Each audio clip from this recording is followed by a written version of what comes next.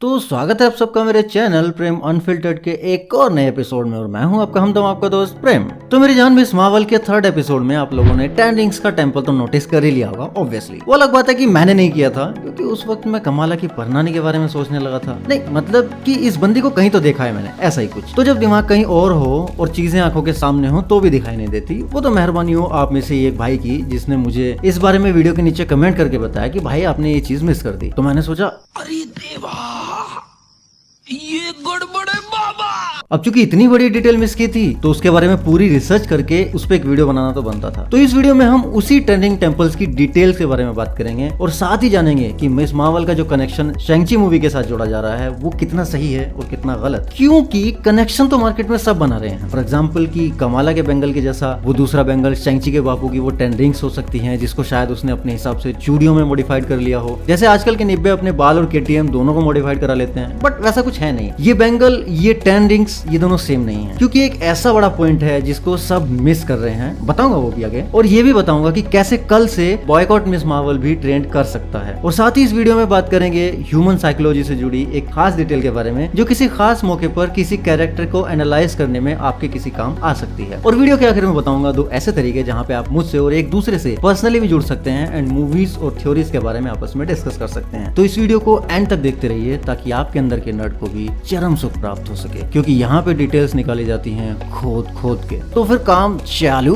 तो सबसे पहले हम बात करते हैं इस टेंपल की जिसको कि 10 रिंग्स का टेंपल कहा जा रहा है, जबकि ये 10 रिंग्स का टेंपल नहीं है बल्कि ये एक बुद्धिस्ट टेंपल है जो कि हम इस एपिसोड के ओपनिंग सीन से लेके इस टेंपल वाले सीक्वेंस के हर एक शॉट में देख सकते हैं। यहाँ दीवारों पे जितने भी भित्ति चित्र बने हुए हैं वो सब क्लियरली बता रहे हैं कि ये टेंपल भगवान बुद्ध को समर्पित था, जिसको कि जीनीस के इस गैंग के अकॉर्डिंग अंग्रेजों ने लगभग 2 बार लूट लिया था उस टाइम तक। ये पहला शॉट, यहाँ भगवान बुद्ध है। यहाँ मलबे में भी हम भगवान बुद्ध की टूटी हुई प्रतिमा को क्लियरली देख सकते हैं। इस शॉट में नजमा के पीछे हम क्लियरली भगवान बुद्ध को वितर्क मुद्रा में देख सकते हैं, यानी कि उन्होंने अपने लेफ्ट हैंड की ये जो फॉर्म बनाई हुई है इसी को वितर्क मुद्रा कहते हैं, जिसका अर्थ होता है टीचिंग और डिस्कशन। बुद्धिस्ट आइकोनोग्राफी में ये वितर्क मुद्रा ट्रांसमिशन ऑफ धर्म या फिर ट्रुथ टीचिंग ऑफ बुद्धा को सिंबलाइज करती है। बट हमेशा ये मुद्रा उनके राइट हैंड से इंडिकेट की जाती है, कम से कम मैंने तो ये देखा है आज तक। लेकिन यहाँ पे लेफ्ट हैंड से बनी हुई दिखाई दे रही है, जो कि आई गेस ये कोई मिस्टेक हो सकती है इस शो की सेट डिजाइनिंग टीम से, या हो सकता है मुझे भगवान बुद्ध की वितर्क मुद्रा के बारे में उतना ना पता हो, कोई पॉइंट छूट गया हो। अगर आप लोग जानते हो तो मुझे कमेंट्स में जरूर बता देना। अब सवाल आता है कि अगर ये टेंपल भगवान बुद्ध को समर्पित था तो फिर यहाँ पे 10 रिंग्स का सिंबल क्यों? तो इसका जो पॉसिबल आंसर मुझे समझ आ रहा है वो इस प्रकार है कि 10 रिंग्स का जो आका था वैन वू,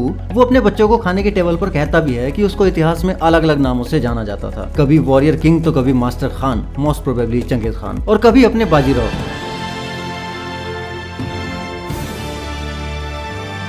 नहीं ये गलत हो गया। तो ये 10 रिंग्स के मेंबर्स सदियों से दुनिया के कोने कोने में फैले थे और हमेशा से अपना रूप बदल बदल के इस दुनिया के इतिहास और इसके नक्शे को अपने अकॉर्डिंग तोड़ने मरोड़ने की कोशिश कर रहे थे। यहाँ तक कि इन लोगों ने सिकंदर के सैनिकों पे भी आक्रमण किया। अब यार यहाँ जिन सैनिकों पे 10 रिंग्स के आदमी अटैक कर रहे हैं उन लोगों की ड्रेसिंग एंड उनके हेलमेट देख के तो लग रहा है कि ये सिकंदर के सैनिक हैं। चलो नहीं भी हैं बट 1% मान लेते हैं, क्योंकि मेरे दिमाग में एक बहुत ही खुराफाती बकचोदी आ रही है और मुझे यहाँ पे वो पेलनी है। अगर ये सिकंदर के सैनिक हैं तो MCU में सिकंदर तो एमिट का पहला अवतार था, वॉइस ऑफ एमिट। तो क्या उसके सैनिक 10 रिंग्स से हार गए? तो मतलब एमिट ज्यादा पावरफुल है या 10 रिंग्स? हाँ जानता हूँ कुछ ज्यादा हो गया बट इतना चलता है। चलो देवताओं के पास से वापस जमीन पे आ जाते हैं। हम बात कर रहे थे 10 रिंग्स के डिफरेंट हाइडआउट्स की through out the human history of last 1000 years. उसमें जब वो लोग दुनिया के कोने कोने में फैले हुए थे तो इंडिया भी आए होंगे, और मेरे ख्याल से हिस्ट्री में ये वो वक्त था जब इस तरह के संगठन खुले में चौड़े में लोगों के सामने नहीं आते थे, बल्कि दुनिया में कॉन्स्पिरेसी थ्योरीज का दौर शुरू हो चुका था और काफी सारी secret societies, secret organisations different culture में डिफरेंट जगहों पे काम कर रही थी। तो उस वक्त 10 रिंग्स ने भी ऐसी ही किसी सीक्रेट सोसाइटी के रूप में काम करना शुरू कर दिया होगा। जैसा कि हमें शैंग-ची मूवी में बताया भी गया कि 10 रिंग्स ने कई देशों की सरकारें गिराने में भी अपनी महत्वपूर्ण भूमिका अदा की। तो हो सकता है कि इंडिया में ये लोग एक सीक्रेट सोसाइटी के तौर पे ही काम कर रहे हों और उन्होंने या तो पहले से ही बने हुए इस बुद्धिस्ट टेंपल को अपने हाइड आउट के तौर पे इस्तेमाल करना शुरू कर दिया हो, या फिर ऐसा भी हो सकता है कि उन्होंने ही इसका निर्माण कराया हो ताकि अंदर से ये लोग उसको 10 रिंग्स के हाइड आउट के तौर पे ऑपरेट कर सकें और ऊपर से ये लोगों की नजरों में एक बुद्धिस्ट टेंपल बना रहे। अब अगर बात करें इस Bengal and in 10 rings rings के ओरिजिन प्लेस की, तो इनका एक्चुअल सोर्स तो हमें आने वाले टाइम में ही पता चलेगा। बट जैसा कि काफी सारी थ्योरीज बनाई जा रही हैं कि ये दोनों चीजें इन जीनीज के होम डायमेंशन नूर डायमेंशन से आई हैं, तो ऐसा बिल्कुल नहीं है। अब बताता हूँ क्यों। देखो, मैं पहले क्लियर कर देता हूँ कि ये मेरा सिर्फ एक स्पेकुलेशन है। हो सकता है कि आने वाले वक्त में मैं गलत भी साबित हो जाऊं, बट अपना काम है चीजों को थ्योराइज करना, मजा आता है यार। तो याद करो, इस टेंपल में नजमा एंड आयशा के बीच क्या गुफ्तगू हुई थी। उन लोगों ने कहा था कि उनको मंदिर वाले किसी आदमी ने कहा था कि इनको 2 बैंगल्स चाहिए होंगे, ऑफ कोर्स वापस इनको इनके होम डायमेंशन में जाने के लिए। बट अभी तक कहीं पे भी ये नहीं कहा गया कि वो दोनों बैंगल्स इन्हीं के डायमेंशन से आए थे। अगर ऐसा होता तो आयशा उस बैंगल का इस्तेमाल करते हुए उसकी पावर्स को देख के इतना ज्यादा शॉक ना हुई होती, क्योंकि उसको पहले से पता होता कि ये बैंगल क्या कर सकता है और क्या नहीं कर सकता। और फिर नजमा भी ये नहीं कहती कि हम नहीं जानते कि एक सिंगल बैंगल से हम अपना काम कर पाएंगे कि नहीं। इसके बाद जब नजमा कमाला से बात कर रही थी तो वो उसको बताती भी है कि हम सभी जीनीज में नूर की ताकत है, लेकिन हम इस दुनिया में उसको फुल पोटेंशियल में इस्तेमाल नहीं कर सकते। बट तुम चूंकि इसी दुनिया में पैदा हुई हो तो तुम कर सकती हो, एंड इस बैंगल ने तुम्हारे अंदर की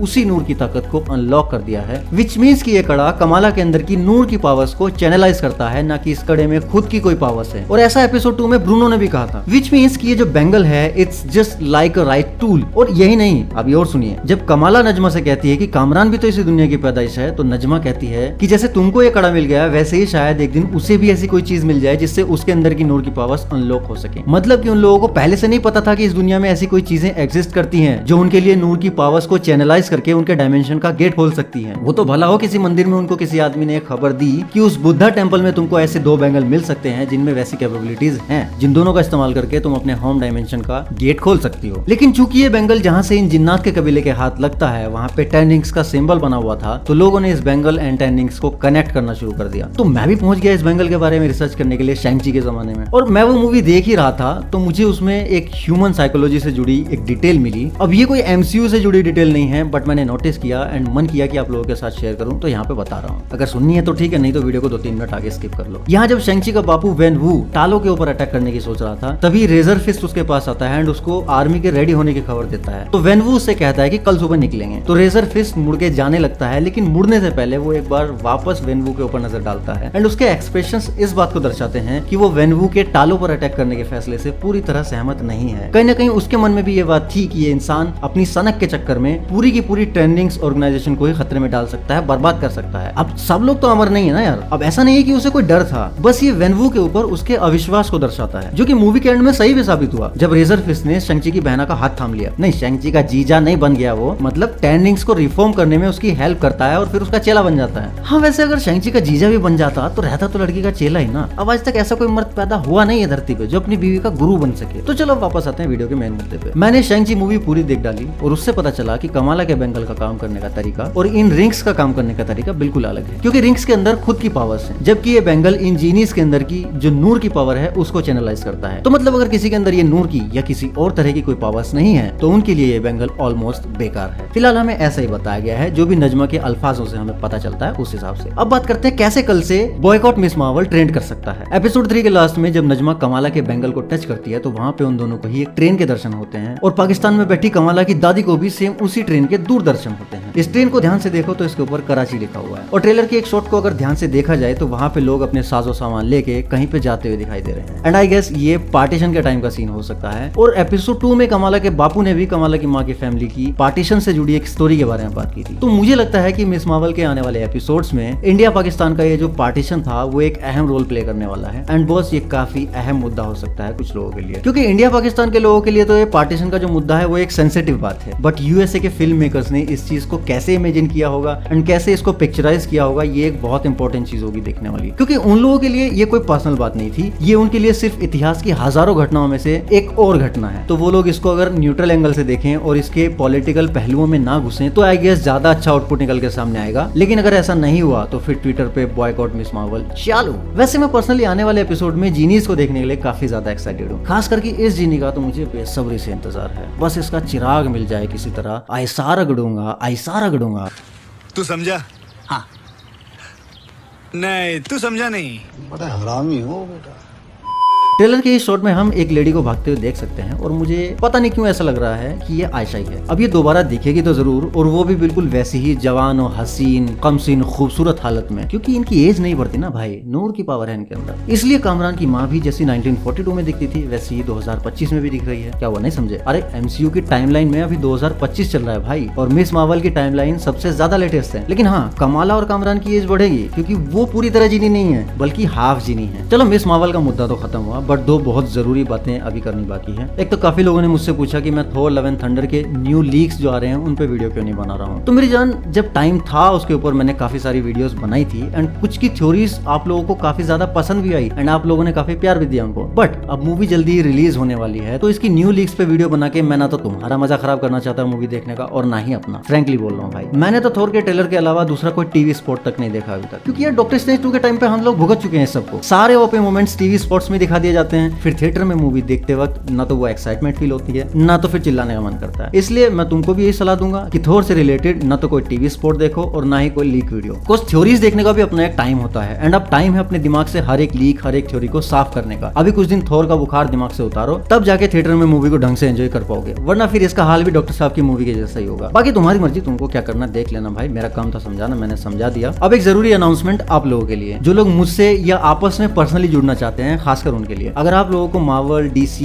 द बॉयज या फिर कोई और दूसरे सुपर हीरो फैंटेसीज या फिर कोई मूवीज के बारे में बात करना अच्छा लगता है, पॉप कल्चर से रिलेटेड कुछ डिस्कस करना अच्छा लगता है और आपके पास कोई नहीं है बात करने को, तो मेरे पास इस समस्या के 2 समाधान है, टेलीग्राम एंड क्लब हाउस। आप देखो, ये कोई स्पॉन्सर्ड वीडियो नहीं है, इतने अच्छे दिन नहीं आए हैं भाई अभी, आ जाएंगे फ्यूचर में। ये बस मैं तुम सबको अपने लिए बता रहा हूँ, बिकॉज मुझे भी आप सबसे पर्सनली जुड़ने में मजा आएगा। तो अगर आपको खाली टेक्स्ट के जरिए मुझसे जुड़ना है तो आप मेरा टेलीग्राम वाला ग्रुप ज्वाइन कर सकते हैं, वहां पे भी हम ये सब कुछ डिस्कस करते रहते हैं। एंड इससे भी ज्यादा इंटरेस्टिंग, अगर आप वॉइस के थ्रू मुझसे जुड़ना चाहते हैं तो प्ले स्टोर पे एक ऐप अवेलेबल है, क्लब हाउस। एप्पल स्टोर पे है या नहीं चेक कर लेना भाई, उसको डाउनलोड करो, लिंक मैं डिस्क्रिप्शन में डाल दे रहा हूँ, वहां पे आप मुझसे डायरेक्ट जुड़ सकते हैं। एंड मेरा लेट्स टॉक पॉप कल्चर नाम से एक रूम है, उसको ज्वाइन कर सकते हैं, जहां पे हम वीक में एक बार एक काइंड ऑफ ऑडियो पॉडकास्ट पे बात कर सकते हैं। अगर आप लोगों का रेस्पॉन्स अच्छा रहा तो उस पॉडकास्ट को वहां पे रिकॉर्ड करके उसको प्रॉपर्ली प्रोफेशनली एडिट करके मैं यहाँ अपने यूट्यूब चैनल पे भी डाल दिया करूंगा। तो इंडियन सुपर हीरो कम्युनिटी में ये पहली बार होगा जब कोई क्रिएटर डायरेक्ट ऑडियंस के साथ पॉडकास्ट किया करेगा। डेट एंड टाइम, बाकी की अपडेट्स मैं वहीं रूम में और टेलीग्राम ग्रुप पे अपडेट करता रहता हूँ टाइम टू टाइम। तो Telegram link and club house room link दोनों नीचे डिस्क्रिप्शन में है। और एक खास बात, ये दोनों ही सेफ हैं बिल्कुल, एंड इनमें से किसी में भी आपका नंबर किसी के साथ शेयर नहीं होने वाला। तो आप मेल हो, फीमेल हो, जीमेल हो, जो कोई भी हो, जो भी साथ में जुड़ना चाहे वो बेझिझक साथ में जुड़ सकता है। अब तुम बताओ तुम्हारे क्या विचार हैं मेरी इस वीडियो के बारे में, इस पूरे मुद्दे के बारे में, और मैं जो पॉडकास्ट की बात कर रहा हूँ उसके बारे में। जो भी दिल में हो कमेंट्स में खुल के उगल दो। और अगर वीडियो अच्छी लगी तो उसको लाइक जरूर करना भाई, एंड सब्सक्राइब जरूर करना, क्योंकि 5000 करने हैं थोर लव एंड थंडर मूवी के आने से पहले, याद है ना। देख लो भाई, टारगेट है, और टारगेट उन्हीं लोगों को दिया जाता है जिनसे इंसान दिल से प्यार करता है। बाकी अगर अपने दिल की कोई पर्सनल बात मुझसे करनी है तो आ जाओ टेलीग्राम पे, वरना मैं मिलता हूँ नेक्स्ट वीडियो में। तब तक के लिए सायोनारा।